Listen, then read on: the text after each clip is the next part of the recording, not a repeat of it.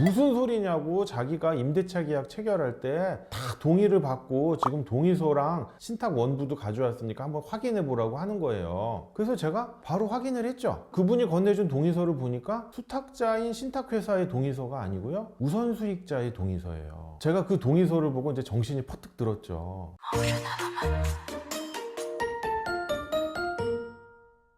안녕하세요. 신탁의 신 오상민 변호사입니다. 이번 영상은요, 신탁회사의 동의를 받지 않은 임대차 해결 사례를 설명드리겠습니다. 신탁 전세 사기 해결 사례인데요, 제가 최근에 직접 의뢰를 받아 실행하고 해결했던 사례입니다. 나이가 드신 의뢰인분이 직접 찾아오셨는데요, 자기가 1년 전에 임대차 계약을 체결했는데 며칠 전에 깜짝 놀랄 소식을 들었다는 겁니다. 그래서 무슨 소식을 들었습니까? 그랬더니 신탁회사가 자기가 계약한 임대 물건에 대해서 공매 공고를 올렸다는 겁니다. 그리고 그 공매 공고를 보니까 자신이 계약한 임대차 계약이 수탁자인 신탁회사의 동의를 받지 않은 임대차, 즉 무단 전입, 불법 임대차라고 공매 공고에 올라가 있다는 겁니다. 그래서 제가 아니 신탁회사 동의 안 받으셨어요? 그랬더니 그 의뢰인분이 무슨 소리냐고. 자기가 임대차 계약 체결할 때 다 동의를 받고 지금 동의서랑 신탁 원부도 가져왔으니까 한번 확인해 보라고 하는 거예요. 그래서 제가 바로 확인을 했죠. 그분이 건네준 동의서를 보니까 수탁자인 신탁회사의 동의서가 아니고요, 우선수익자의 동의서예요. 제가 그 동의서를 보고 이제 정신이 퍼뜩 들었죠. 의뢰인분한테 여기 선생님, 여기 동의서를 봤는데요, 수탁자인 신탁회사의 동의서가 아니고요, 우선수익자 동의서인데요 라고 하니까 그분도 그제서야 안 거예요. 일반인들은 수탁자 동의서 받는 거를 잘 알지도 못하거니와 뭐 동의서를 받았다고 하니까 이게 수탁자인지 우선수익자인지 솔직히 어떻게 알겠어요. 다 됐나 보다 이렇게 알고 계셨던 거죠. 그래서 제가 예전에 처리했던 사건이 딱 떠오르는 거예요. 그 우선수익자 또는 수탁자 동의서를 받아왔는데 위탁자가 실은 동의서의 인감을 위조해가지고 받아온 가짜 동의서가 아닌가라고 의심을 했는데 그건 아니더라고요. 우선수익자가 진짜로 동의를 해주고 인감증명서도 첨부돼 있었습니다. 그리고 나서 신탁 원부를 딱 보니까 머리가 아픈 거예요. 신탁 원부를 살펴보니까 첫째, 임대차 계약을 체결하려면 수탁자의 동의와 우선수익자의 동의를 받아야 한다 이렇게 돼 있어요. 즉 양쪽의 동의를 받아야 되는 거예요. 그런데 저희 의뢰인분은 우선수익자 동의만 받고 수탁자 동의는 받지 않았죠. 그 다음에 둘째, 이 사건 담보신탁이요, 우선수익자가 한 명이 아니라 3명이에요. 저의 의뢰인은 그 3명 중에 한 명의 우선수익자한테만 동의서를 받아온 거예요.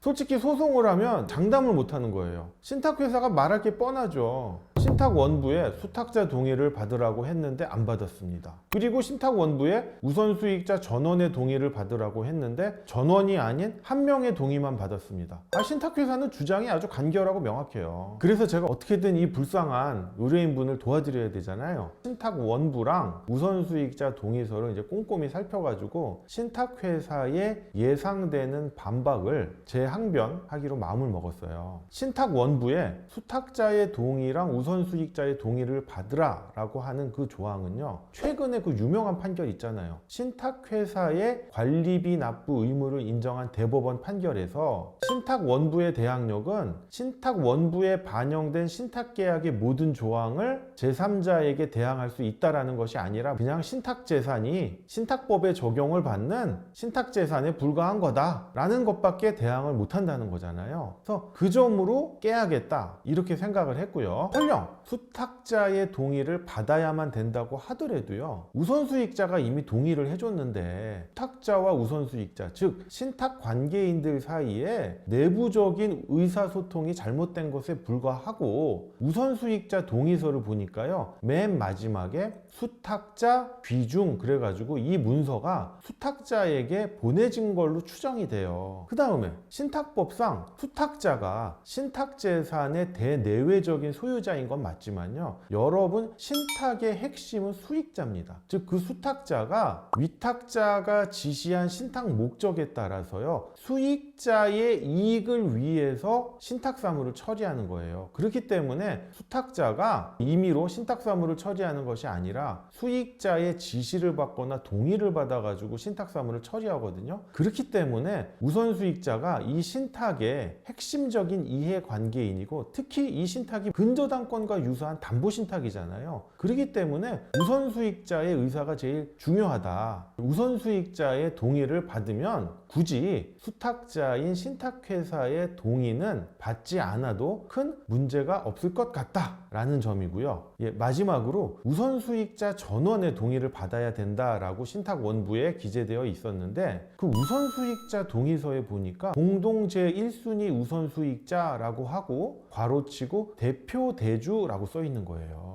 여기서 차가 난 거죠. 이게 공동 우선 수익자가 여러 명이지만 매번 의사표시를 하는 게 힘들어서 우선 수익자 중에 한 명을 대표 대주로 선정해서 이 우선 수익자 한 명이 단독으로 모든 우선 수익자들의 의사를 표시할 수 있게끔 하거든요. 그렇기 때문에 우선 수익자 동의서에 대표 대주라는 표현을 보면 우선 수익자들 전원의 동의는 받지 않았지만 이 대표 대주인 우선 수익자 한 명의 동의가 우선 수익자 전원의 동의를 가름하는 거다라고 이렇게 재항변을 했습니다. 그런데 여러분, 이게 정말 소송으로 가면요 만만치 않아요.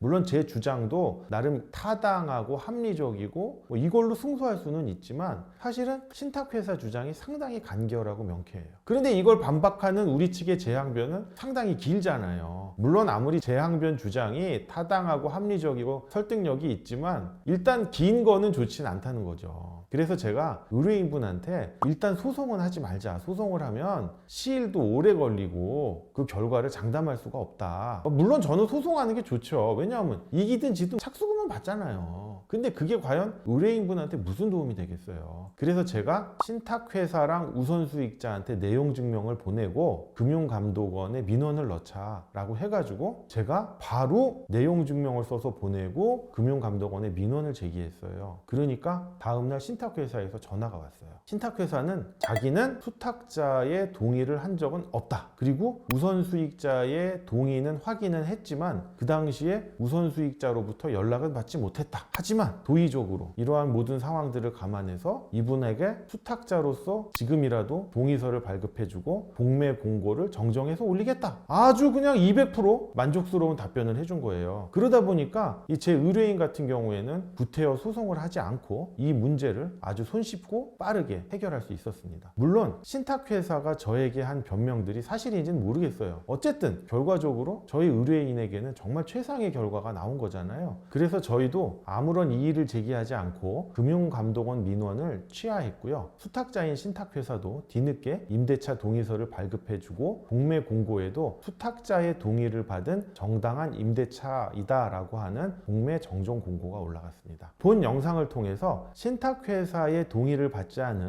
임대차 해결 사례를 알게 되는 계기가 되었으면 좋겠습니다. 본 영상이 도움이 되셨다면 구독과 좋아요 부탁드립니다. 감사합니다.